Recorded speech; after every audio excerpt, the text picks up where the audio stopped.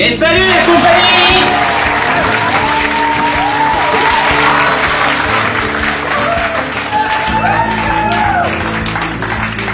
Oui, bon ça va, on a compris le public. Voici Tommy, ok, je vous le présente. Ah, salut Tommy, tu vas bien? Ah bah depuis le temps que t'es apparu dans le webcomic et à la convention, maintenant il faut que je te fasse participer avec Dr Deadpool. Allez, tu viens, on y va. N'oublie pas de dire bonjour à Otakam. Et salut Otakam! Eh, salut Tommy, ça gaze? Ouais, ça va et toi? Non mais attends, tu te fous de ma gueule là, tu vois pas que je suis occupé? Tu crois pas que j'ai un petit peu besoin d'intimité là? Non mais sérieux, mais comment tu fais pour ne pas voir que je suis en train de chier? Bref, salut les otaku, cette fois-ci je vais faire une vidéo en compagnie de Tommy. S'il vous plaît. Donc voilà, désormais je vais faire certaines vidéos en compagnie de Tommy.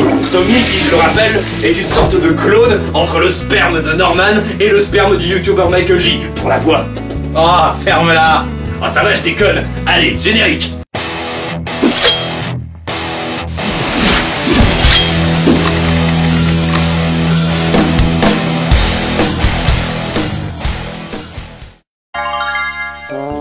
Bref, anecdote numéro 1. Connaissez-vous le dessin animé Vaillant? Vous savez, ce pigeon voyageur qui fait partie de la guerre, ça se passe en 1944 et ce sont des pigeons qui sont formés pour livrer des messages à travers les explosions, les bombes et les coups de fusil. Eh bien, savez-vous en fait que c'est tiré d'une histoire vraie? En fait, c'est inspiré d'un pigeon qui n'a pas vécu en 1944, mais en 1916. Il s'agit en fait du dernier pigeon du commandant Sylvain Rémal. Je m'explique. Ce jour-là, le 4 juin 1916 à Verdun, le commandant Rénal et ses hommes sont encerclés par les Allemands. Ces derniers n'arrêtent pas de leur tirer dessus et sont presque tous blessés et désarmés. Et comme si ça ne suffisait pas, les Alliés bombardent leur position en espérant toucher les Allemands, mais ils ignorent que le commandant Rénal et ses hommes sont positionnés à cet endroit. Bref, c'est la merde pour le commandant Rénal et ses hommes. Ils n'ont donc pas d'autre choix que d'envoyer des pigeons voyageurs aux Alliés pour signaler leur position afin qu'ils arrêtent de les bombarder et demander une aide d'extraction par la même occasion. Le commandant Rénal et ses hommes disposent de plein de pigeons voyageurs et ils vont tous les envoyer, sauf que les Allemands vont tous les abattre. Heureusement, tout espoir n'était pas perdu, il restait encore 3 pigeons qui étaient restés sur place et qu'ils vont envoyer à leur tour, mais les Allemands vont les abattre tous les 3 aussi. Sauf que l'un de ces 3 pigeons va se relever, et c'est justement ce pigeon-là qui s'appelle Vaillant, le dernier pigeon du commandant Rénal. Et oui, comme tous les autres pigeons avaient été abattus, ça devient en toute logique le dernier pigeon du commandant Rénal. Bref, après s'être pris une balle dans le bide, Vaillant se renvole, il évite les coups de feu, les gaz toxiques, des faucons qui voulaient lui péter la gueule, puis il parvient à livrer son message aux Alliés. À l'arrivée, il avait le ventre perforé, il avait perdu un œil et une patte. Et grâce à son acte héroïque, il a pu recevoir une décoration d'honneur. Et après ça, il a été empaillé et présenté dans un musée. Et c'est donc de cette histoire qu'est inspiré le dessin animé Vaillant. Même si ça se passe pas à la même époque. Si ça, c'est pas stylé. Ouais, on le savait déjà. Ah non, ça va pas commencer. Je te le dis, tu sers à rien, tu sers à rien. Ah oui, l'anecdote suivante, j'ai besoin de toi. Le jeu Mugen, Kezako. Pour faire court, c'est Street Fighter mais en mode nawak. C'est-à-dire Imaginez un combat opposant Son Goku à Homer Simpson. Round 1, fight!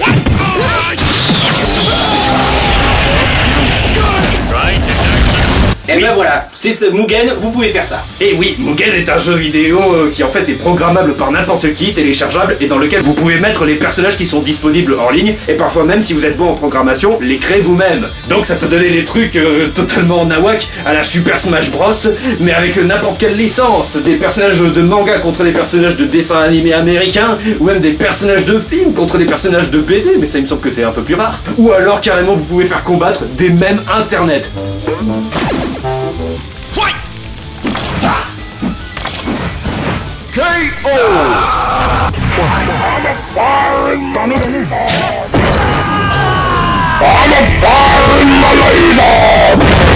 Tu te rappelles de Shoop Da Whoop? Ouais, Shoop Da Whoop. On le fait, toi et moi. Ok.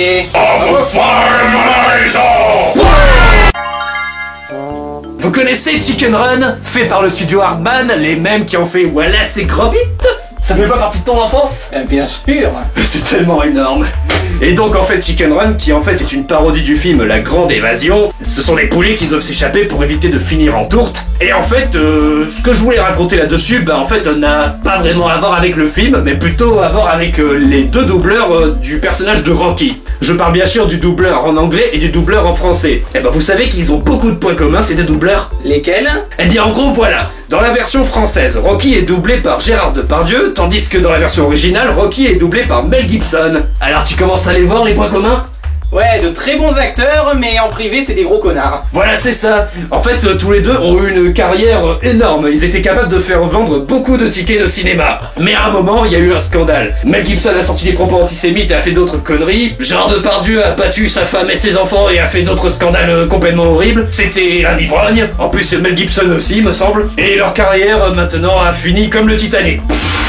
Et donc voilà, c'est vraiment une drôle de coïncidence que ces deux mêmes personnes doublent ce personnage. Non? C'est pas marrant comme coïncidence? Ouais, mais en vrai, je le savais déjà.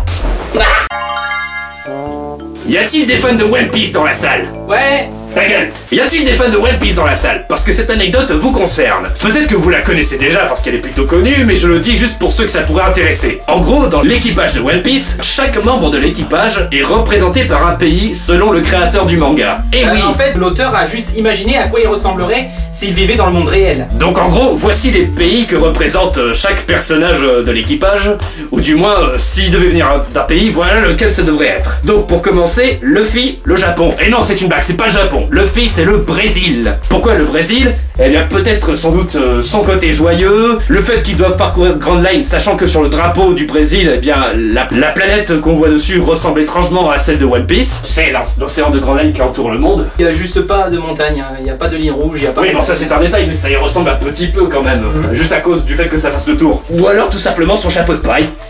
Zoro, Roronoa Zoro. Lui, bien sûr, il représente le Japon. Et oui, le Japon traditionnel, la des sabres, bref, c'est un japonais même s'il a pas les cheveux noirs, il a les cheveux verts. Et qu'il est bronzé. Nami, elle représente la Suède.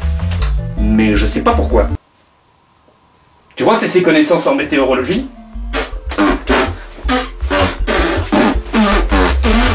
Usopp, lui, il représente l'Afrique. Mais c'est pas un pays, c'est un continent, on le sait. Le créateur justifie ça par le fait qu'il représente une ethnie et pas forcément un pays. Bref, il a choisi un continent et pas un pays.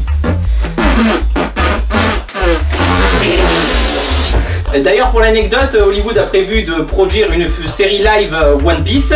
Et donc, si jamais vous voyez qu'ils ont pris des acteurs blancs au lieu d'acteurs japonais ou que Usopp est joué par un noir, vous avez interdiction de vous plaindre parce que ça respecte bien la vision de l'auteur. Oui, voilà, parfaitement. En plus, s'il y a Eiichiro Oda derrière, ça devrait bien se passer, normalement. Bref, où on en était? À Sanji, alors lui, il représente la France. À nos enfants de la patrie. Bon, c'est chiant.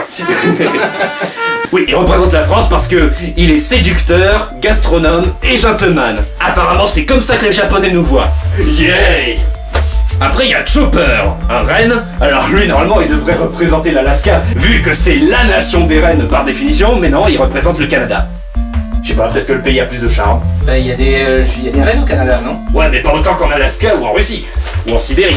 Après, il y a Nico Robin. Elle représente la Russie. Sans doute pour son côté froid et séducteur, j'en sais rien. Puis il y a Frankie, alors lui il représente bien sûr les États-Unis. Il a une coupe banane, il se la joue, il a plein d'armes, il boit du coca, et voilà. Il est inspiré de Popeye. Et il est inspiré de Popeye en plus pour les bras.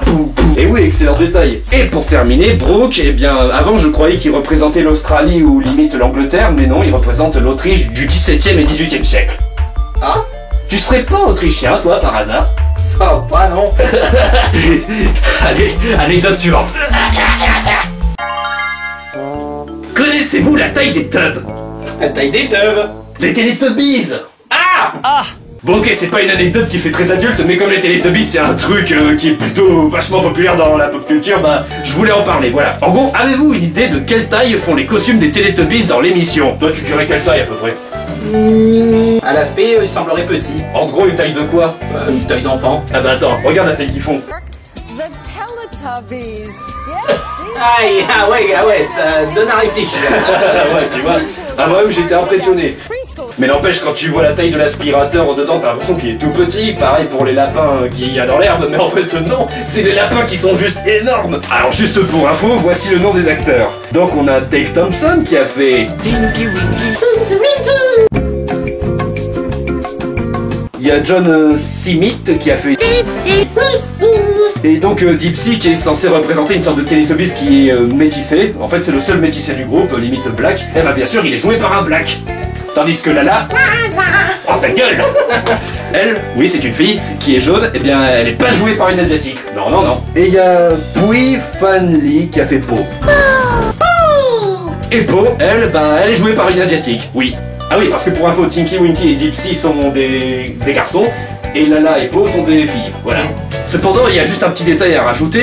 Est-ce que vous le saviez que Tinky Winky est un symbole de la communauté LGBT? C'est surtout en fait que ce personnage est assez ambigu. Déjà, c'est un garçon qui a un comportement de fille et qui a comme accessoire un sac à main rose. Du coup, ça fait un petit peu vachement gay. D'ailleurs, à ce propos, dans les années 2000, il y avait beaucoup de parents en Angleterre qui interdisaient à leurs enfants de regarder l'émission parce qu'ils pensaient que le personnage de Tinky Winky était gay et que ça risquait de rendre les enfants gays. Pff, ils sont cons, hein. Margaret Thatcher, tout ça. Eh ouais. Il y a même des gens qui ont demandé à l'acteur Simon Shelton si Tinky Winky était gay. Et Simon a expliqué lors d'une interview: Les gens me demandent tout le temps si Tinky Winky est gay, mais le personnage est censé être âgé de 3 ans, donc la question est vraiment très idiote. C'est vrai quoi, à l'âge de 3 ans, on connaît pas encore son orientation sexuelle. Ouais, on découvre que dans l'adolescence. Sauf si on est un sacré pervers. Sinon, pour rajouter une anecdote un peu plus adulte sur les Teletubbies, il me semble qu'il y a eu un jeu vidéo d'horreur dessus. Comment il s'appelle déjà ce jeu vidéo d'horreur? Slendy Tubbies. C'est ça, Slendy Tubbies. Collect all 10 Teletubby custards. I'm gonna pretend like I do. Oh, wait, am I a Teletubby? I'm coming to... Oh, I just walk over it. Okay, so I don't need to click. Is that Tinky Winky? I don't know. I don't remember the name. Ah! Fuck you! Jesus Christ! Go away! Jeez! Oh, a player's been caught? Et où le cri de Tinky Winky est très utilisé comme mème sur internet. Ah oui, d'ailleurs, il vient d'où ce cri? Aucune idée. Oh merde, mais alors tu sers à quoi toi? Anecdote suivante. Et pour finir, je vais parler d'adaptation cinématographique sur le Dr Jekyll et Mr Hyde. Deux en particulier, car elles ont quelques points communs. Il s'agit de deux adaptations dans lesquelles Dr Jekyll et Mr Hyde est représenté dans une version costaud, un peu comme Hulk. Hulk est lui-même inspiré de Dr Jekyll et Mr Hyde. Hein. Oui, bien sûr. Sauf que dans le livre Dr Jekyll, il est censé être une créature un peu comme une sorte de loup-garou qui agresse les gens, mais jusque-là, il reste mince. Sa morphologie ne change pas tant que ça. Et pourtant, il y a deux films dans lesquels ils l'ont rendu aussi costaud que Hulk. La Ligue des Gentlemen Extraordinaires et Van Helsing. Et ce qui est marrant, c'est que ces films, leurs dates de sortie sont très proches. C'est quand même bizarre d'avoir fait ce genre d'adaptation à cette époque. En gros, dans la Ligue des Gentlemen Extraordinaires, qui est, je crois, comme une sorte de film de super-héros, on va dire, le Dr Jekyll est retrouvé et capturé à Paris, et il doit servir la Ligue et utiliser sa super force. Tandis que dans Van Helsing, Van Helsing retrouve Dr Jekyll à Paris, encore une fois, drôle de coïncidence, et Dr Jekyll est costaud, voilà. Bon, dans celui-là, Dr Jekyll il meurt, dans la Ligue des Gentlemen Extraordinaires, il s'en sort jusqu'à la fin, désolé pour le spoil, mais je trouve que ça fait d'étranges points communs, tu trouves pas, hein? Et en plus, c'est carrément le même personnage, presque le même caractère. Bah, c'est Dr Jekyll. T'es pas impressionné, c'est ça? Pourquoi ça t'amuse pas? Elles sont pas bien mes anecdotes? Ok, tu te casses, j'ai fini de toute façon. Voilà, j'espère que ces anecdotes vous auront plu, j'espère que la présence de Tommy vous aura plu, sauf si vous fait chier, voilà, vous le dites, maintenant, défoncez ce putain de pouce bleu, abonnez-vous, ou ne vous abonnez pas, mais si c'est le cas, dans ce cas, je vais vous buter, c'est compris?